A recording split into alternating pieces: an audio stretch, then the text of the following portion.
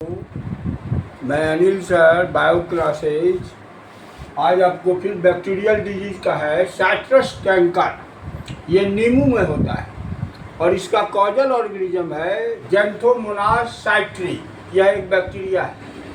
इस डिजीज में क्या होता है, यह डिजीज जो है नींबू के उत्पादन में एक गंभीर समस्या है।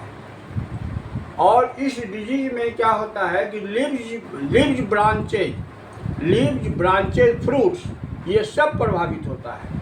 और लीव्स पर ऑन लीव्स स्मॉल, छोटा, राउंड, गोल, और आपको एक चिन्ह बन जाता है, जिसके कारण क्या होता है कि शुरुआती स्टेज में, इनिशिएशन स्टेज में उसका कलर जो है ब्राउन हो जाता है। और इसके कंट्रोल के लिए क्या है कि बोने से पहले बिफोर सोइंग 1% बोर्डेक्स मिक्सचर जो है उसका स्प्रे करा दीजिए। और इसमें और बीमारी के स्थिति के आधार पर एंटीबायोटिक्स स्ट्रेप्टोमाइसिन और फाइटोमाइसिन इसका भी छिड़काव कीजिए, तो ये डिजीज पर कंट्रोल होगा साइट्रस कैंकर, जिसके कारण नींबू का उत्पादन बहुत घट जाता है। अब है tundu disease of wheat. Tundu disease of wheat जो है गेहूं में यह बीमारी होती है। इसका कॉजल ऑर्गेनिज्म है कोरिन बैक्टीरियम इंडोबायोटिकम। और यह बैक्टीरिया इसके कारण, और एक और है निमेटोड है एंगुइना टिटिकी, इसके कारण होता है। इस डिजीज में, in this disease lower part of leaf is curl down.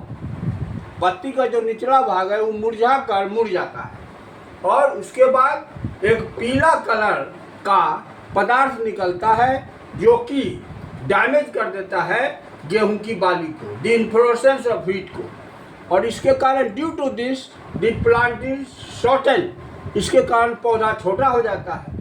और यह डिजीज कब दिखाई पड़ता है? The disease appearance on the ripe of crops, जब फसल पक जाता है। और इसके कंट्रोल के लिए क्या कीजिएगा?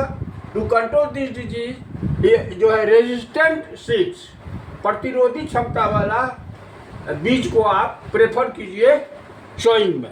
अब है तो बैक्टीरियल डिजीज खत्म हो गया, फंगल डिजीज है।